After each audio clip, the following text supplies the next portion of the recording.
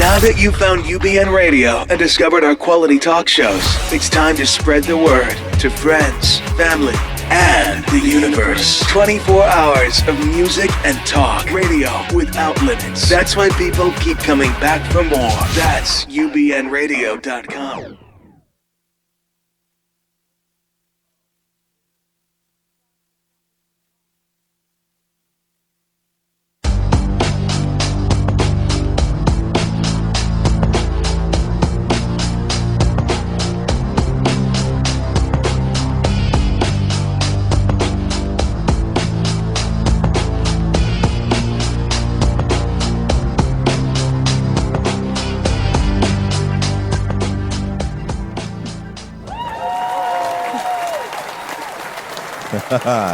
And greetings and salutations, everyone. You have tuned into, once again, Dr. Judy WTF, which is What the Freud. I'm your host, Walt Lusk. You have tuned into with UBN Radio Network, and of course, the illustrious, world-renowned, international author, Dr. Judy Rosenberg, is also in the house. Okay, that's enough. So, shut up. We had a great time last week with Dr. Applebaum, who is a phenomenal plastic surgery right in the middle in the heart of Beverly Hills. So if you have any plastic surgery issues and you're in the neighborhood kind of sort of, can't recommend him enough. And I'm getting over cold, my apologies. And the week before that, we did The Only Lonelies, the only child, which of course is their parents' favorite child, and as Dr. Judy pointed out, the parents' least favorite child. All of the above. All of the above. Mm-hmm. And this week, we thought we would continue that with the middle child. So those of you who are a middle child, because the middle part of the sandwich is always the best. That was made by some patient to a therapist. We would love to hear you call us, because this is a call-in show. And the number is area code 323-843-2826. That's 323-843-2826.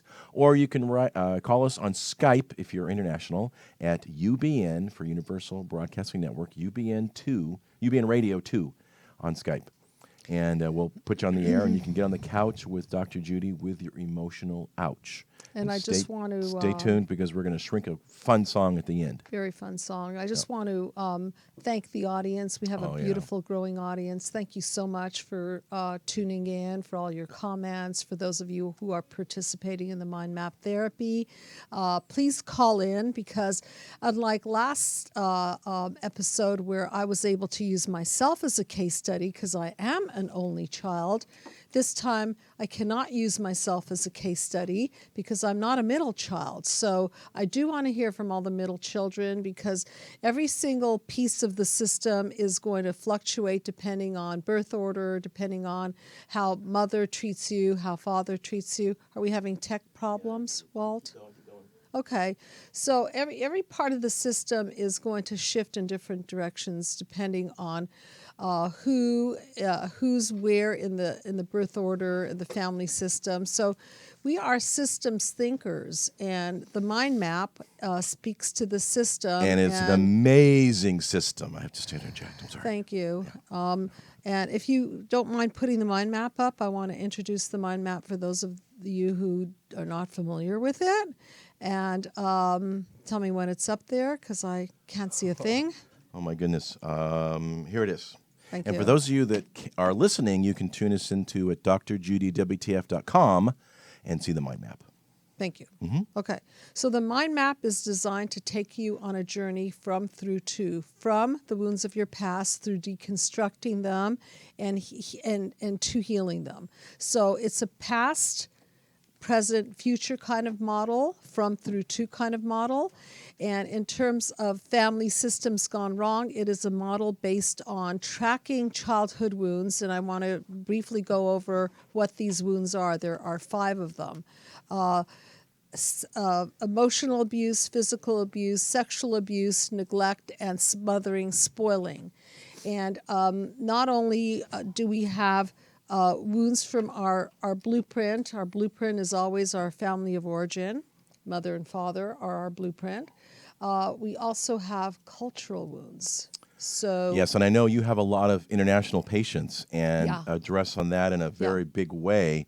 And it's really interesting listening to you talk about some of the patients in the past, how culturally it does make a big difference. Absolutely. Yeah, and these cultural overlays are very interesting. I've been studying this for a long time, and I noticed that, for example, Indian cultures typically will wound their children one way, Persian culture another way, let's say Asian cultures another way, and at the end of the day, we're really looking at a micro model and a macro model, and then a very macro model where the entire world is in chaos as a result of our own individual wounds, and now they've gone viral, so to speak. And for those of you who want to know more about my view on healing global disconnect, because that's originally how the mind map started, as you know, Walt. The intention of the mind map was to heal global disconnect. It was called Join the Human Race. And now we're down to the micro level of healing human disconnect. But if you want to read a little bit about the global disconnect, go to healingglobaldisconnect.com, and you can read my philosophy about it. And you can join the Global Connect, Healing Global Disconnect community. Absolutely. .com. Absolutely. And I wrote a very interesting fictional book on healing global disconnect called Lucid Darkness. It's up on Kindle for $4.99. And as a friend of mine would say, it's a bargain at twice the price at Amazon. And while you're there ordering Lucid Darkness, written by Dr. Judy Rosenberg, you can get the book that started all with Healing Human Disconnect, Be the Cause, Healing Human Disconnect, on Amazon as well, in paperback as well as on Kindle. So we're talking about systems gone wrong, and how does a system go wrong is it's multi-generational. So your mother's injured, your father's injured, your grandmother, your grandfather, their parents are injured, and it all trickles down to the here and now. Tag, now you're it. And if you don't heal your wounds, then you trickle it down to your own children, and then they trickle it down to their children. Dr. Murray Bowen was a family systems theorist, and he talked about the multi-generational transmission process. And we're talking about multi-generationally, we're not getting better because parenting is not going so well. Wounds of childhood are predicated on not getting enough emotional goodies, meaning that mothers are not breastfeeding, they're not staying at home, fathers are leaving families, people are not creating pillars of structures for their children. And so therefore, when our parents and our structural figures are in chaos and not solid, it doesn't allow for the children to have a solid foundation and to grow. So now we're going to talk about family systems from the point of the middle child. Okay, so basically the only lonely child has issues because they're the it person. The whole shebang's on them. A lot of pressure on them, and some say they're a little spoiled. Maybe they don't know how to share. They're a little socially mature because they don't have children that they necessarily relate to unless they have lots of cousins and friends.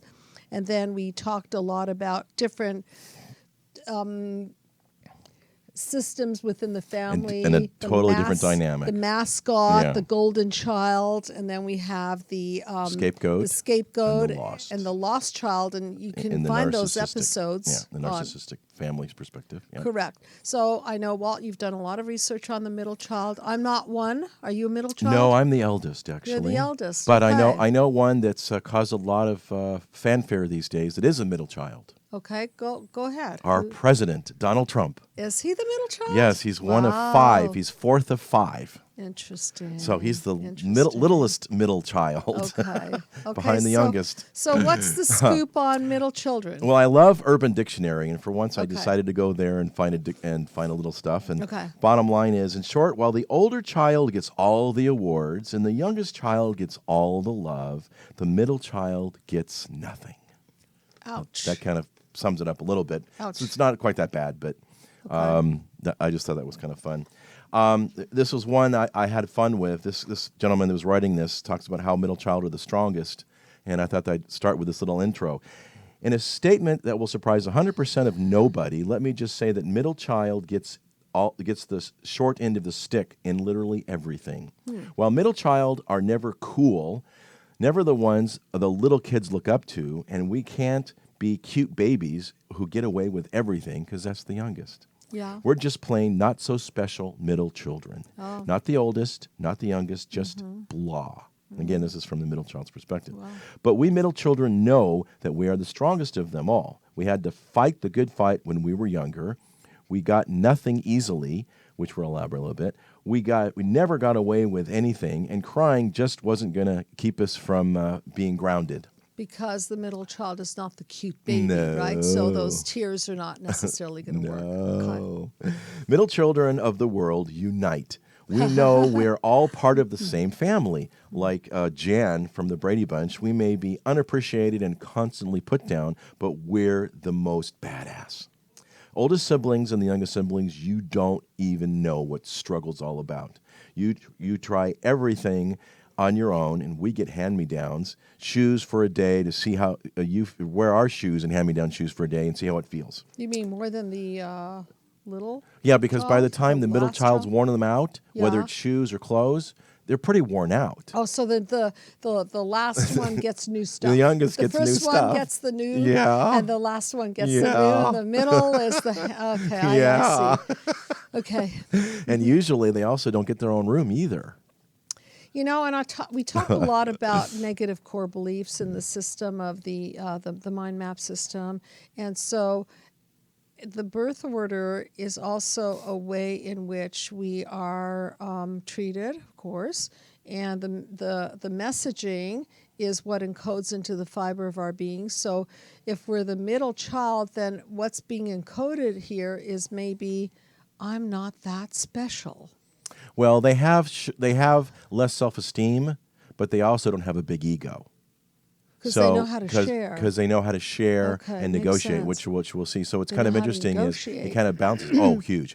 So it talks about, hey, they don't have the gigantic ego that the firstborn has, and they know how to share and negotiate, and their self-esteem's lower, so they're more realistic. I see. Also, I want to Okay. comment on this before I forget.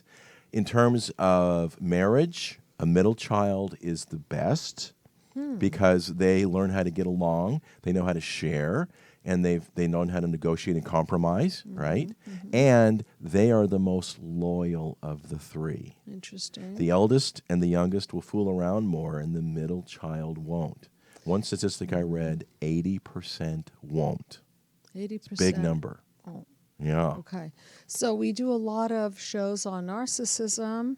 Most of our viewers are aware of many, many shows that Yeah. we've done on effects of narcissistic Yeah. mothers on their children, covert narcissists, overt narcissists. So are you saying that middle children are less prone to develop these narcissistic Yes, traits? and what's very interesting is, and I don't think it's in this one, one of them says that there's less helicoptering by the parents because that makes sense. the parents aren't as involved. So therefore, they aren't hovering over the child and trying to make sure all that stuff from a narcissistic perspective, Okay. because they're too busy with their own stuff, with other kids, with the youngest to the oldest, whatever. So I thought that was a very interesting analogy. I'll see if I can find it real quick. But yeah, Okay. there's less helicoptering from a narcissistic perspective. So Okay. chances are there might be less chance that they become a narcissist. And the helicoptering, Just from that definition. the helicoptering is an example of smothering Yes. and spoiling. Yes. So when the older child perhaps is being helicoptered or the youngest child is being helicoptered, what's really happening is that they are not developing a sense of healthy independence because they are in a family system that keeps them stuck and really imprisoned in that dependency state. So are you saying that the middle child, in a sense, did you say that they're more independent? Oh, very much so. Okay, that You know, makes they sense. very much so, That makes because- sense. So they're not being smothered. as No, much. they're not. Okay. They're less susceptible to helicopter parenting. Basically, while older kids suffer from the effects of overparenting, middleborns are largely left to their own devices. Makes sense. And so therefore they spend a lot of time alone, but they're still they still have siblings, right? They can learn from the mistakes of the older one And one of them talked about how they're teaching the younger one. So they get it both ways. They're learning from their parents. They're learning from their older sibling. But then they can convey that since they're older than their younger sibling. You know, that's an interesting position and Yeah. an interesting dynamic that you described, because basically what they're doing is they're receiving information from the older. And how best do we learn? We learn by receiving and sharing. Exactly. So they're receiving, yes, they and are. they're sharing. Yes. And so that from my perspective, how do you keep the light? By sharing the light. Okay, so if you receive light, how do you keep up the process of being the light? Is sharing the light. Absolutely. So they're in a perfect position They to are. receive and to share. Yep, Yeah. they are. See, that's a pretty interesting dynamic. So, but there's some things of reasons why they're the strongest from this perspective, so I'm going to keep on this article. Sure. We were compared with our older siblings in everything we did. For example, in school, right, you have an older brother or sister, and they're the big achievers, right, and you come in after, and so they've kind of paved the way. So we're never treated like a baby, and they're never spoiled, but they have to live up to the expectation of their older sibling. And I think part of it, again, depends on how many years between the siblings. Because if, let's say, you have an older child and a middle child, and then the youngest child is born 10 years later, it's as they might as well if be an only child. it's as if the younger child is now the only child, and the middle child is now the second of child. sorts, yeah. Okay, so do you see that it's very dependent on how many years, and there are a lot of factors. But if indeed they're pretty much spaced 2-3 years apart, then I think that this dynamic applies, what we're talking about. And they do a lot for tonight. attention. There was one picture that I saw more than once. It was hilarious. It was a family photo. It was raining. They're all wearing ponchos. And there's 3 children, and it's very obvious which one's the oldest, which one's the youngest, which is the middle child. And what's the the middle middle child child is doing? putting the poncho over his neck and pretending like they're suffocating. It's really funny. So in a way, I wonder, do you think that they're more the mascots? They probably are more the mascots, and they're also, in terms of photos, usually they're in the middle, so they're not missed in that respect. But yes, chances are, from what I've read, they would be more the mascot child, because they have to keep the dynamics with mom and dad, with the younger and the older siblings, and Right. keep everybody They're in the balance. negotiators, And so- they're definitely negotiators. So from our perspective, and from the perspective of what does it mean to be a mascot, the one that's the mascot is kind of like the family clown that diffuses the upset of the family by being the entertainer. So I'm wondering, I don't know if you have any studies on it, are I do they not. more likely to be entertainers? That really didn't come in what I read, but they Yeah.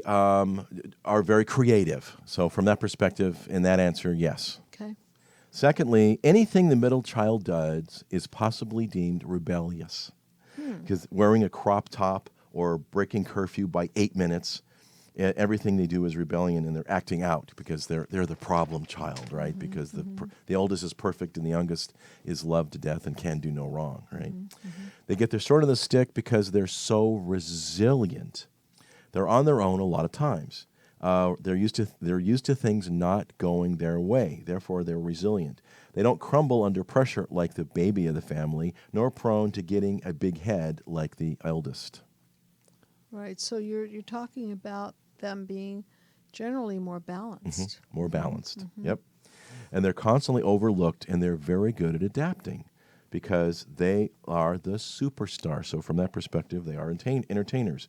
They're used to never being noticed, so they're like the chameleon, and they're flexible and easygoing because that's how they get along with everybody. They don't take any stuff from other people, above or below, because they already did that with their siblings. Older siblings who are being a jerk, and the younger who are a pain in the rear, they have it coming in every level. So they see it from a young age, and they realize how to handle it and how to act upon it. They hold their own in an argument. They don't mess around when it comes to fighting because they know how to handle it because they've watched their older and their younger siblings fight, and they're the mediator between the two. And they know how to, from a negotiating perspective, compromise and have end up in everybody's favor. They're the most civilized. They work harder for literally everything. They're forced to make people pay attention to them. They have the most pizzazz, and they're the ones that try and make it happen for them. They don't have a lot of bragging chips with the parents either, and they have very little leverage with the parents, right? Because I'm the oldest, right? Or I'm the youngest. Well, all they are is just the middle child. So they become expert negotiators, which means, they're not relying on their cuteness. They're more responsible, and they make good middle managers, of course, and good CEOs. They know how to get what we want through power and rational argument, strategy, and being cunning. Now, we did an episode on the lost child, and Yes, we I'm did. wondering if they're also more prone. They are more prone to be also the being lost because lost, they're unnoticed stuck in the child. middle, right? Right. And the lost child is the child that goes unnoticed and doesn't get a lot of the, as we like to put it, the narcissistic supplies, which are the emotional goodies, because the emotional goodies go to the crying baby because the baby's needy, or to the number one, Who's maybe the golden he or child. she is, right, the number Yeah, one, the golden child, right? Yeah. So you could see how the birth order, there was Does one have a difference. psychologist, and I wish I can remember his name, who made a really big deal out of birth order. Maybe it's somewhere in your research. And I'll try to There was remember. one research. I have something that's research oriented later that did a lot of research on it, and basically it started the whole thing. It was not that long ago. It was like the 30s or 40s or something. It wasn't like last century. Yeah. I mean, it was last right. century, but it wasn't that long ago. Okay. They fight for what they want because nothing ever comes easy, right? So they were willing to fight tooth and nail for what they want. They learn very quickly what is and what isn't worth fighting for, so they choose their battles. So are they never expect anything. Are they also more ethical? Yes, and rational. Ethical, rational. Okay. They know how to share everything. They're the best at sharing because they never inherited or pass along hand-me-downs, as we've said. What is mine is yours. Okay, and they put a lot of value. They don't put a lot of value on material things because they know what's important in life. And the last one, praise is nothing we get used to. Bright side is we're never worst at anything. We always have a fabulous older brother or sister and set the bar very high. And we always have a younger sibling who gets away with everything. So we miss out on all the praise. But you know what? They love their brothers and their sisters. They wouldn't trade them for the world. So you're saying not much sibling rivalry? No. Because they're doing their own thing? They're trying to keep things copacetic. Okay. And this is a call-in show. So if you are a middle child or have issues with your middle child, call us. Get on the couch, and this area code 323-843-2826 or UBN Radio 2 on Skype. I'm trying to think of my own family dynamics. I'm thinking about cousins that I have, and I notice I'm just thinking about certain family where the middle child was very independent, and the older child, all of the children were very bright, but the middle child in particular went off and did his own thing, and not a big fuss was made out of his doing his own thing, whereas the youngest child couldn't do much of his own thing because the family put more pressure on the person not to do. Sure. So in other words, they're more freed up to, the parents are not as worried about them, so they're more freed up to explore the world. And as we know, exploratory behavior leads to creativity. And when we're creative and we're passionate about what we do, then we tend to do very well. And actually,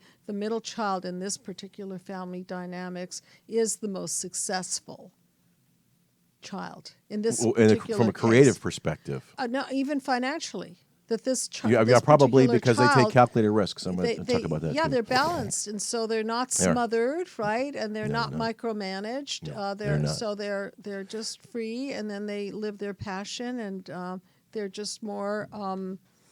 They get to, I think, self-actualize a little bit easier. And if you're talking about micromanage, sometimes people that are overly micromanaged, they kind of bail on authority. Yeah. So since they're not that micromanaged and they manage themselves, then they probably do okay with authority. I found the statistics here on relationship. They're great relationship partners. They have very high conflict resolution skills, and they always have very strong marriages. This is interesting. A survey from 2010, review of birth order, 80% of the middle children had never cheated on their significant others. That's 65, a huge that's a big difference number. between 65% of the firstborns and 53 of the lastborns. 65% of the firstborns cheat, and 53 of the lastborns don't, and 80% of the middle children don't.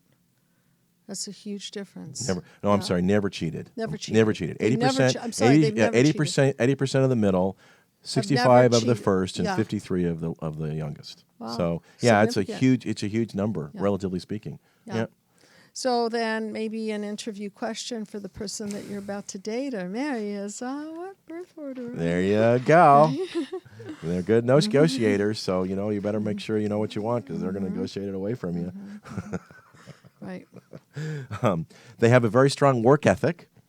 They're the strongest work ethics out of everyone because the trailblazer oldest and the rambunctious youngest make them hard workers. They learn that things don't come easy and they have to work for them.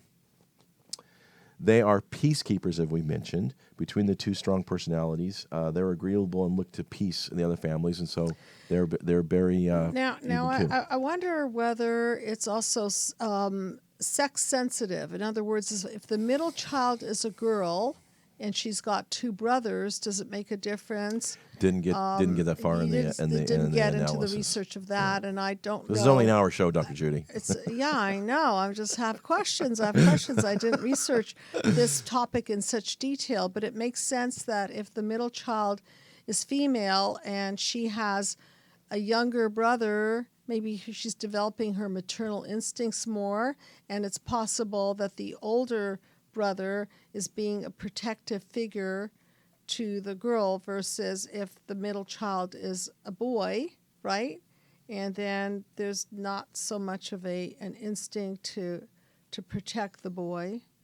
Well, so I think all of these factors. So again, think of the system. Okay, think of how the dominoes fall. So the mind map is a way to view the system, a system that's a healthy system, a system that is a system gone wrong.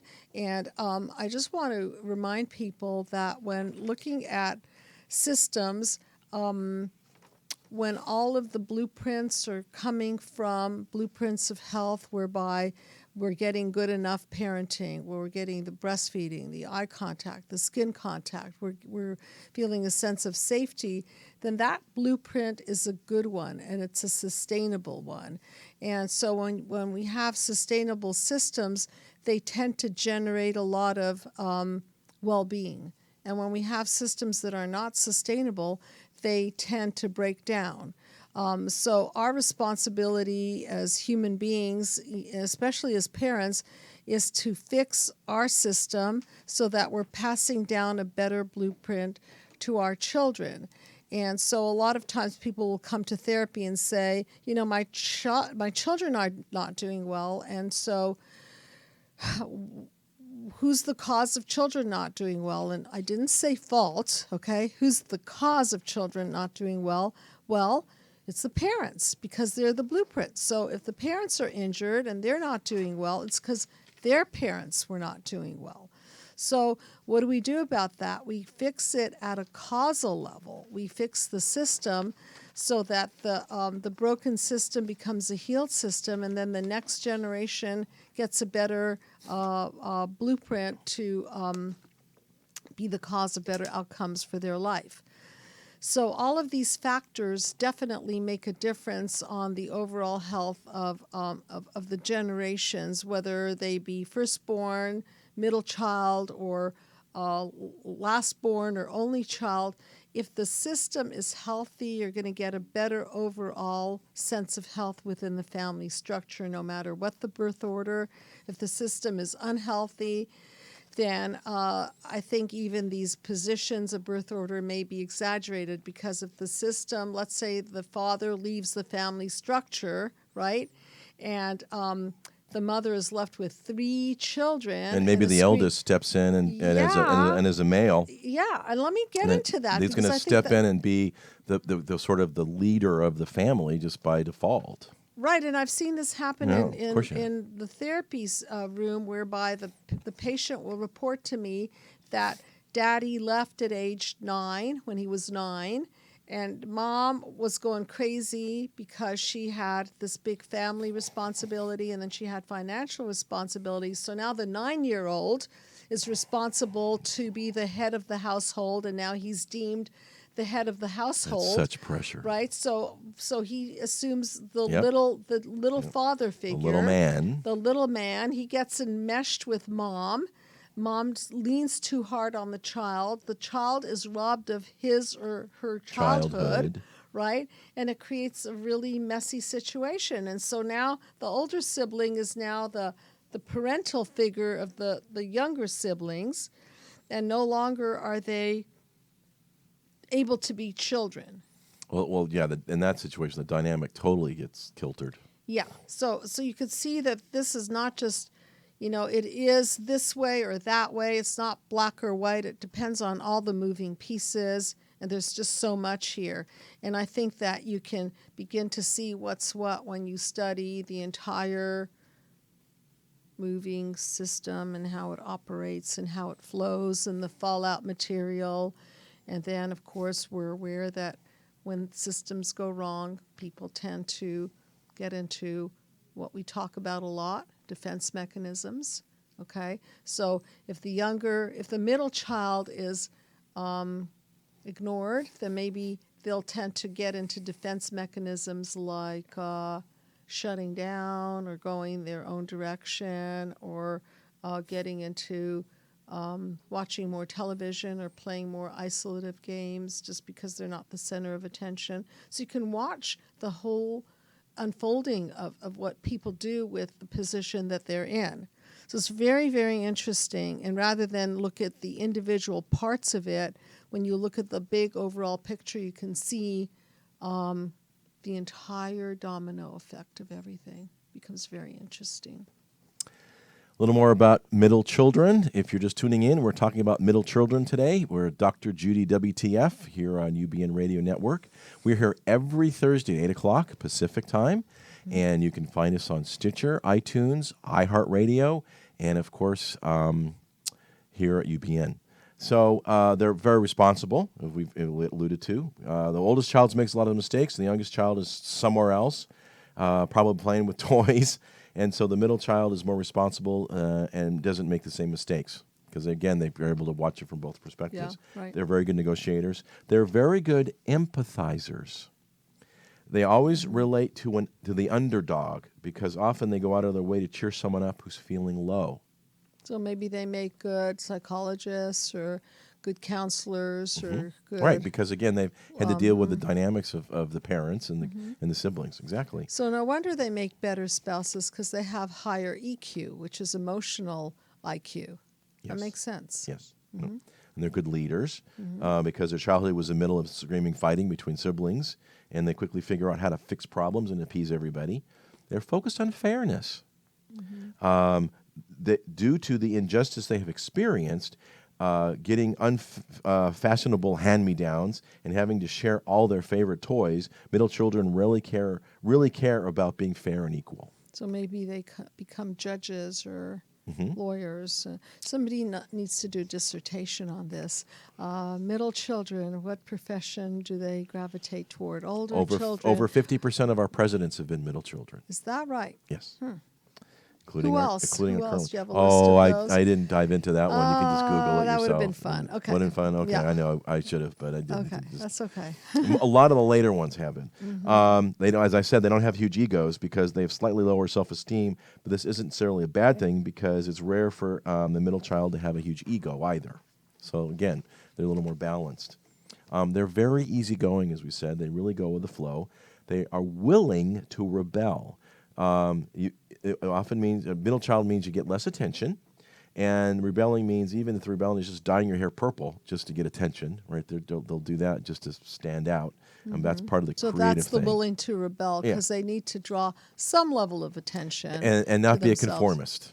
And not be a conformist. Because they want to stand out just a little bit. Yes. Okay. Because as remember, we opened the show, they're just blah, right? They're great with children because they helped raise the younger sibling, right?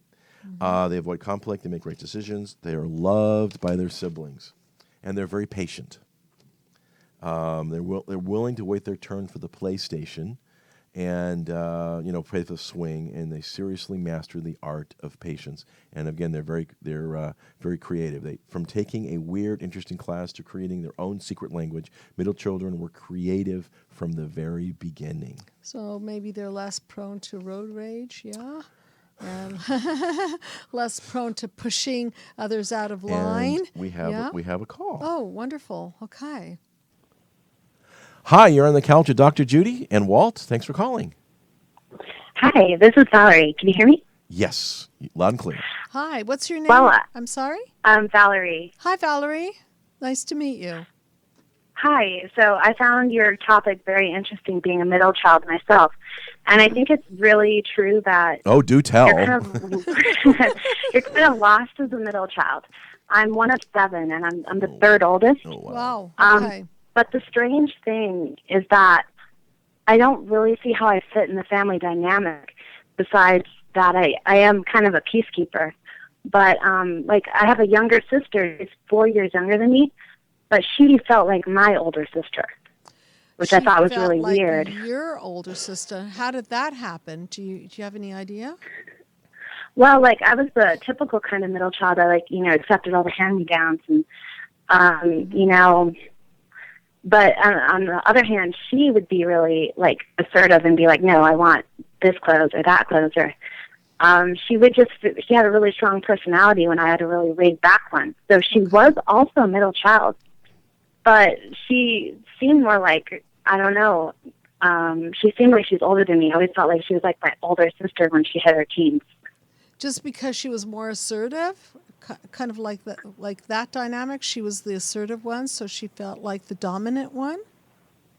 Yeah, it was just kind of it wasn't like that until she was in her teen years, but once that happened, it's we were like roommates, and it kind of felt like I was always in her room versus sharing a room.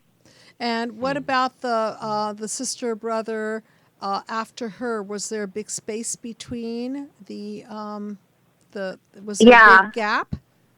It was there's 4 years after her, so she was kind of in the middle of a 4-year gap on both sides. Okay, so for a long time she was the baby. So you see how we're talking about it's also dependent on the gap of the age, the number of years. So it's almost like there was a number 1, right? And then you were the middle in there, and then there was the younger one, which was actually still the middle sister, but she was for a long time a younger sister, correct? So maybe in that case she had a sense of the world was her oyster because she was special. She was the special baby. So it ended up being, as you said, in her room, not your room. Yeah. So she got to be the boss. She was more assertive that way. Okay. And did everybody reinforce that? So did everybody go along with the plan? It kind of was, they're kind of more subtle things. I don't know if it was really everyone went along. Well, she was good at getting her way. She learned how to get her way. Okay. And I think I wish that was something I picked up a little more on, I'd have to say. The funny thing is I was just thinking, well, she had a 4-year gap after her. I was like, well, there's 4 years when I was the baby. But then I realized my older siblings were twins. And I was like a year and a half younger, so it was like having 3 kids all at once. Instant family. So, so I guess that makes sense why I'd feel a little lost for a while. I didn't really maybe get all the special treatment as the baby. Right. I mean, a set of twins. So is it that, how we talked about the middle child as having better negotiation skills? What do you think? Is that so of you? Yeah, I have to say I learned from a young age that how to, I learned how to keep peace and things, but also I learned how to phrase things carefully in order to maybe encourage a good outcome for myself. Okay. Do you feel that you were better at independent play just because you knew how to take care of yourself, because maybe you weren't the center of attention? Was that so for you? I think so in a way. I kind of was like strangely lonely, but I was good at doing things on my own, just kind of like being able to go and entertain myself or do whatever. So you were a little bit more like the lost child in the sense that you were maybe neglected because of the position of your birth order. Something like that? Maybe in a way. Maybe. On the other hand, I was also told that I was my dad kind of selected me as a favorite, but my mom wouldn't have it because she didn't want any favorites, which I think that's reasonable. Do you think your mom might have been jealous? Jealous for the other kids, maybe. Not. I wouldn't say that. I would say more like, I don't think it's really fair to have favorites, and sometimes I did get like special treatment a little bit, like better gifts sometimes.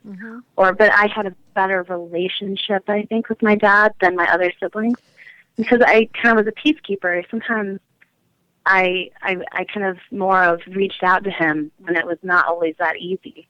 And are the twins boys or girls? Or both? Fraternal, so it's one boy, one girl. Gotcha. Okay. Yeah. Okay. And then, we talk a lot about core beliefs, negative core beliefs, and sometimes birth order determines these negative core beliefs like I'm not special, or I don't matter, or I'm not good enough, or no matter how hard I try, I'm not noticed. Do you notice that as a middle child that you formulated particular core beliefs that reflect being a lost child, reflect maybe even being kind of a favorite child of your father? What do you think about that? I can really relate to those negative core beliefs. It's something that, like, not being good enough is definitely something that I have really had to work on. It's still a challenge for me because it's so ingrained. Yeah. But yeah, I can really relate to those things. As far as like being a favorite, I guess it's worked. I've seen it a little more in hindsight. As far as like maybe I got some help in things, or financial help, or different things that other siblings didn't necessarily get. And then, at the time, you don't really notice that you're just happy to get something. Or I don't know. It's not that, because sometimes I guess part of me felt neglected, but at other times I got preferential treatment. So it's kind of strange. You don't necessarily see it. And how are your relationships today? Are you married? Do you have a significant other? Do you have children? What's life like today for you? I'm currently single. So, yeah. Okay. And do you think that this birth order, and definitely, as you can see now with the system and the way the system flows, it affects your sense of self, the worldview that you have, the view that you have about yourself. And so if you feel that you're not mattering, can you see how that view of yourself might distort your self-esteem to the point where you're either picking the wrong people, or you don't feel worthy enough to have the right person? So do you see how this may fit into the schema of not necessarily having what you want in life at this particular point in time? I think that again, those kind of beliefs that I got from being a middle child do affect those things a lot. Yeah. I try to be aware of them, and I try to be really selective about the kind of people that I associate with. Okay. I was for a while dating a firstborn, and it was funny to see that how his core beliefs were so different from mine. Okay. But I think that's partly where the attraction was. And what did you notice about the firstborn? What dynamics did you see there? I noticed kind of like the take charge kind of attitude, but also not necessarily always being sensitive. When I would always try to be careful about not stepping on anyone's toes, it wasn't really on his. He wasn't really worried about that kind of thing. It wasn't on his radar as much. So, Yeah, it wasn't as much. So, I just But want you to know that these negative core beliefs are predicated on misinformation, because what we encode into the fiber of our being is information that we get from our family of origin. So if they're treating us unspecial, if they're treating us like we don't matter as much, then we use them as our source, because it's always a child defines herself in the eyes of the parent, right? So our parents are our source. If they say we're special, we're special. If they say we're not special, we're not special. So there's nothing inherently unspecial about a human being, but if they are sourcing their parents and looking to their parents to define who they are, then they may get that misinformation. Do you see how that works? And that's the kind of thing that needs to be dismantled. And that's the work that we do at the Psychological Healing Center, is we're dismantling these core beliefs so that they don't, I call it a cracked lens of perception, so that your lens of perception on life and yourself is not based on this misinformation, these so-called lies that you encode, and then basically turn against yourself. Okay, does that make sense? So that makes a lot of sense. I just want you to know that this core belief is not permanent, and it really can be undone. And just for your comfort, easier than you think. And just for your comfort, to understand that when you go into the truth is sustainable, and lies are actually unsustainable. So once you get into telling the truth, and once you get into unraveling the lies, then as I like to put it to my patients, the lies go in the garbage can, and the truth sustains and heals. So you're not trapped in this at all, okay? And wow. Yeah, really not. And if you like, you can get a copy of my book, Be the Cause. And also, if this is something that you want to work through, I have a bunch of wonderful people on staff who work on a sliding scale fee basis. We really try not to turn anybody down. And if you want to work through it, it's a time-limited 10-session kind of therapy. And then you take the journey from the wounds of childhood, how they encode, and then unravel the whole thing. And we do a lot of teletherapy because we get people internationally calling in. And so that's just one of the ways that we work, is through Skype and teletherapy. Okay, so it's really, really not permanent, and it just makes sense, the whole dynamics of you and the twins, and then the 4-year difference between you and your younger sister, yeah? Okay, and how you might end up with this miscoded information that you don't matter. And that is based on a lie, which is not sustainable. And once we shine the truth light on it, it crumbles, and along with it crumbles all of the cracked lens of perception and all the chaos that's born out of that. Does that make sense, Valerie? Yeah, it does, and it sounds like a breath of fresh air. And it sounds like what? A breath of fresh air. Yeah, it really is, because we don't Yeah, have it to is. stay in psychological prison. No. And as Walt likes to put it, childhood is not a hostage situation. I mean, it is a childhood hostage. is a hostage situation. Right, but we can still get out of jail of the Yes. hostage of our childhood. You can and get out. that's the You can point. get out jail free, and of course, as we say, it's not part one that matters; it's part two of your life that matters. Right. And it might change your perspective, which then may help you pick a better mate, and of course, look at yourself better as well. Yeah, absolutely. So. All right. Well, thank you for having me on your show. Well, Where thanks are you for calling. From? I'm just curious. Where are you calling from? I'm calling from Arizona. Okay. Very Arizona, cool. Okay. Thank you so much for sharing this. Invaluable to hear from somebody who's a middle child, their perspective. Thank you very, very much for Appreciate sharing it. that. All right. Thank you, guys. Okay. Bye. Okay. Bye-bye. And what I want to close with really quick is, as much as we've talked about middle children the whole time, they are not easily defined in a good way. They are the toughest to pin down of any of the birth order, because they play off what's directly above them in the family, and they are fiercely loyal, big on friendships, and excellent negotiators. Okay. So there we go. Great call. Great call. Yeah, great call. Thank you again. So we are going to segue into the end of our show where we do Shrink That Tune. And Dr. Judy came up with a brilliant song that we're going to do, which is called Stuck in the Middle with You. Well, by obviously, Steelers Wheel. that's the one I related to Yeah. as reflective of the theme song for the middle child. Yeah, Stuck in the middle with you. It didn't take long for Dr. Judy to come up with this one. No. So I'm going to read the lyrics and off we go. Well, I don't know why I came here tonight. I got the feeling that something ain't right. So I'm scared in case I fall off a chair. I'm wondering how I got down the stairs. Clowns to the left of me, jokers to the right of me. Here I am, stuck in the middle with you. So I think this speaks about that middle position, right? So something's not right, and they're tending to be people pleasers. Yes, fixers, negotiations. So I'm scared in case I fall off my chair, and I'm wondering how I'll get down the stairs. So somehow they're always looking out for themselves. So they're not going to their mothers and fathers on how to figure it out. They're trying to think independently. How am I going to do this?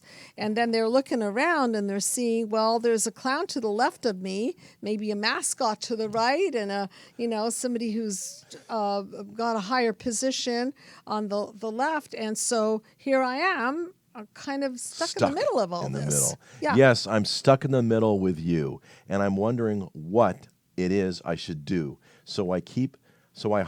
It's so hard to keep this smile from my face, losing control. Yeah, I'm all over the place. Clowns to the left of me, jokers to the right. Here I am, stuck in the middle with you.